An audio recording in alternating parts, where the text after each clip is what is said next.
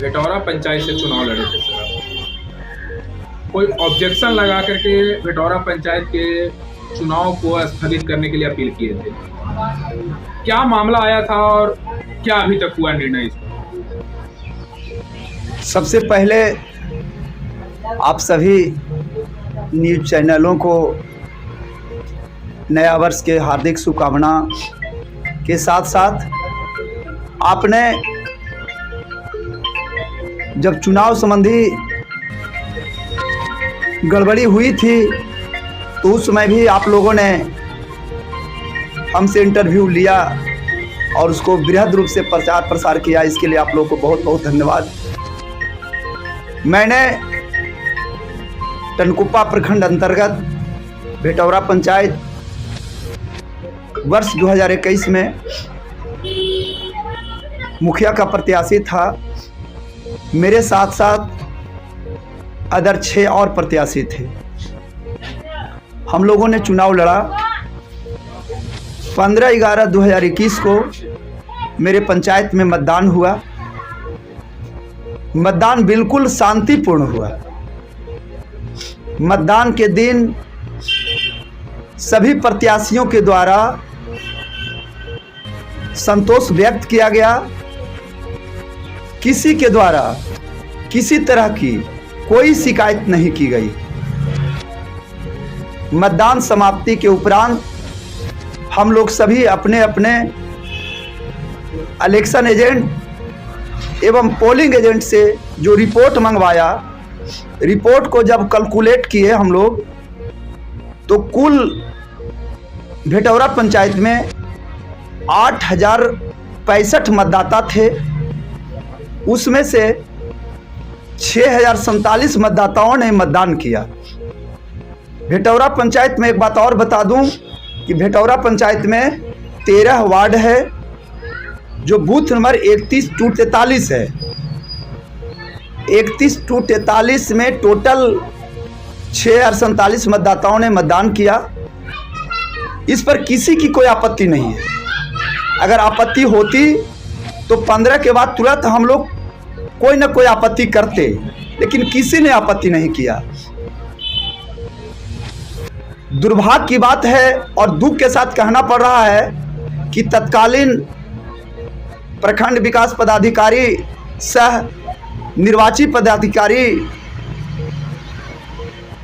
इंद्रानी कुमारी के द्वारा एक साजिश पूर्व सुनियोजित के तहत वर्तमान में जो अनीता देवी जिनको उन्होंने अवैध रूप से निर्वाचित किया, उनको काउंटिंग के समय मात्र 2200 वोट आया और मुझे 2212 वोट आया। विजय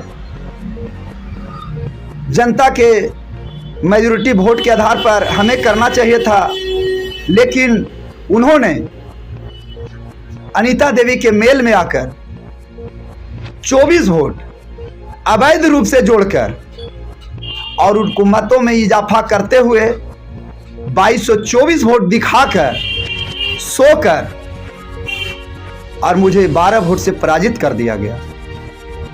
मैंने इन बातों को लेकर रिटर्निंग ऑफिसर के पास लिखित आवेदन दिया, लेकिन मेरा आवेदन पर उन्होंने विचार नहीं किया।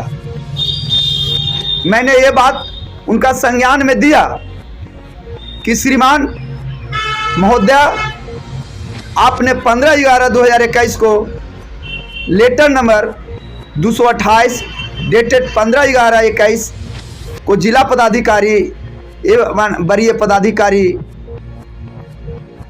को जो प्रतिवेदित किया गया है उसमें 6047 मतदाताओं का ही प्रतिवेदित किया गया है। उसमें आपने पुरुष और महिला भी विभाजित किया है। फिर आज 24 वोट कहां से आ गया? लेकिन मेरी बातों को उन्होंने सुना नहीं और 24 वोट बढ़ाकर और अनीता देवी को नाजायज तरीके से प्रमाण पत्र निर्गत कर दिया। मैं जिला पदाधिकारी महोदय राज्य निर्वाचन आयोग के पास लिखित आवेदन दिया। सभी जगह से मैं हार कर मुझे यही कहा गया कि जो वर्तमान में कानून है, अब आपको कहीं से न्याय नहीं मिलने वाला है न्यायालय छोड़कर। तो मैं बाध्य होकर न्यायालय का शरण लिया। लेकिन एक बात और कह दूं कि न्यायालय में जाने के लिए मुझे जो डॉक्यूमेंट की आवश्यकता थी, वह डॉक्यूमेंट देने में भी मुझे काफी परेशानी उठाना पड़ा। उनका नियत था कि मैं डॉक्यूमेंट नहीं दूंगा तो इनका केस नहीं होगा। चूंकि इलेक्शन केस में कुछ कंडीशन है कि 30 दिन के अंदर अगर आप केस नहीं करते हैं तो आपका केस मान्य नहीं होगा। मैंने प्रयास कर कुछ कागज एकत्रित किया, जिसमें प्रपत्र 21 और VTR, ये 2 कागज के आधार पर मैंने न्यायालय में केस किया। ये दोनों पेपर अपने आप में साबित कर रहा था कि प्रखंड विकास पदाधिकारी सह निर्वाचित पदाधिकारी इंद्रानी कुमारी के द्वारा गलत किया गया है। इसलिए कि प्रपत्र 21 जो बता रहा था उसमें लिखा हुआ था डाले गए मतों की संख्या 6071, जबकि VTR उन्हीं के द्वारा निर्गत किया हुआ था, वो लिखा हुआ था 6047। प्रश्न ये उठता है कि एक ही पदाधिकारी के द्वारा दिनांक 15/11/21 को 6047 का प्रतिवेदित किया जाता है और उसी पदाधिकारी के द्वारा 17/11/21 को 6071 मतदान का प्रतिवेदन दिया जाता है। सवाल ये उठता है कि आखिर ये डिस्क्रिपेंसी, इस तरह के जो अनियमितता हुआ, इस पर उन्होंने संज्ञान नहीं लिया। इसका स्पष्ट कारण है कि वो मिले हुए थे, उनसे तालमेल था।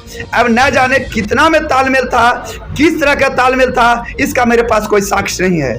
लेकिन अगर तालमेल नहीं था तो उन्होंने 24 वोट आखिर बढ़ाया क्यों? और मैं बता दूं कि चुनाव में मतदाता रजिस्टर जो होता है वह सबसे इंपॉर्टेंट पेपर होता है, जो सीक्रेट सील किया जाता है बूथ पर। जब मैंने कोर्ट में केस किया तो न्यायालय के द्वारा निर्वाचित पदाधिकारी से मुखिया चुनाव से संबंधित सारी कागजातों की मांग की गई। मांग करने के बाद वह डॉक्यूमेंट प्रदर्शित किया गया, जिसको अंग्रेजी में एग्जिबिट कहते हैं। वह एग्जिबिट हुआ। मैंने काउंटिंग का सारा डॉक्यूमेंट और मतदान दिन का सारा डॉक्यूमेंट, यानी 2 डेट में डॉक्यूमेंट बना, एक 15/11/21 को और एक 17/11/21 को। 15/11/21 को मतदान का डॉक्यूमेंट हुआ और 17/11/21 के काउंटिंग का डॉक्यूमेंट हुआ। मैंने जो केस किया उसमें मेरा केस यही था कि वोट पड़ा 6047, काउंटिंग किया गया 6071। आखिर 24 वोट उन्होंने बढ़ा करके और मुझे हरा दिया गया, जबकि मेरा वोट 2212 था, उनका वोट 2200 था। एक बात और मैं बताना चाहता हूं कि जब कोर्ट में हमने 7 आदमी पर मुकदमा किया, पार्टी बनाया, जिसमें निर्वाचित पदाधिकारी सह प्रखंड विकास पदाधिकारी इंद्रानी कुमारी और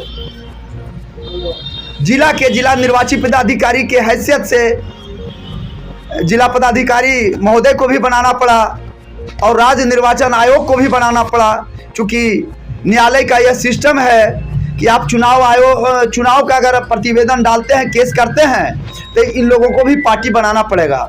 जब जिला पदाधिकारी महोदय को पार्टी बनाया गया था तो उन्होंने लिखित रूप से सारा जवाबदेही प्रखंड विकास पदाधिकारी सह निर्वाचित पदाधिकारी पर सौंप दिया कि इसकी पूर्ण जवाबदेही आपकी है और इसकी सारी जवाब आपको देना है। यह भी लेटर निर्गत किया गया।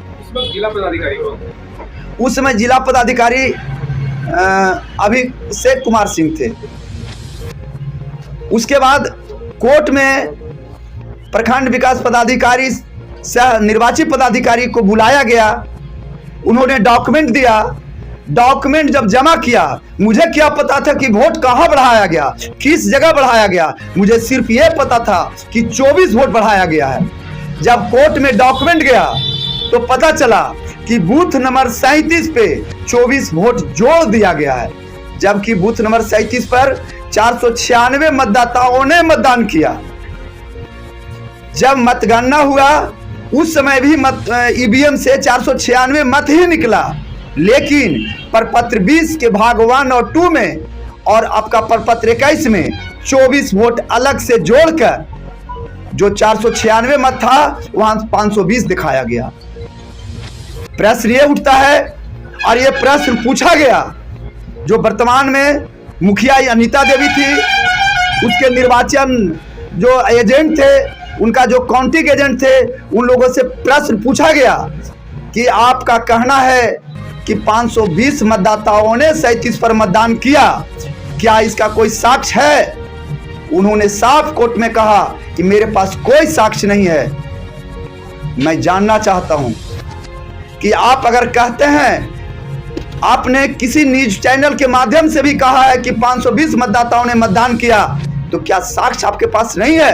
अगर साक्ष्य नहीं है तो आप ये कह कैसे सकते हैं कि 520 मतदाताओं ने मतदान किया? मैं दावे के साथ कहता हूं कि मैं नहीं कह रहा हूं, मुझे मेरा काउंटिंग एजेंट पोलिंग एजेंट ने बताया था कि मैंने 496 मतदाताओं पर मतदान हुआ और उस पर मैंने हस्ताक्षर किया। यहां तक कि सभी प्रत्याशियों का बूथ एजेंट रहता है और उन्होंने भी जो हस्ताक्षर किया है 496 पर किया। अगर 496 मतदाता मतदान किए और मतदान के दिन 520 वोट निकला, तो अनीता देवी के द्वारा आपत्ति क्यों नहीं किया गया? सिर्फ और सिर्फ सुरेंद्र यादव आपत्ति किया। अगर गड़बड़ी नहीं उसके द्वारा किया गया तो जो 496 के जगह पर 520 जब लिखा गया तो उस पर अनीता देवी को आपत्ति क्यों नहीं किया गया?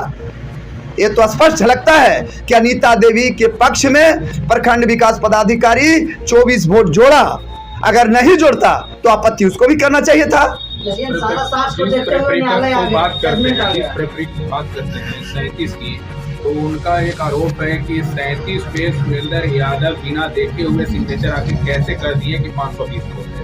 उस वक्त ऑब्जेक्शन क्यों नहीं लगाए थे? उनका कहना है 37 पे जब चुनाव हुआ, चुनाव के बाद जो वोट में मशीन में 496 निकला, 496 के बाद वो जो मतदान कर्मी थे उन्होंने वहां पे कागज रखा, सिग्नेचर किया। मैंने तुरंत आपत्ति किया कि जब 496 वोट पड़ा तो 520 आप एंट्री कर दिए, गलत एंट्री आपका है, और मैंने तुरंत आपत्ति किया।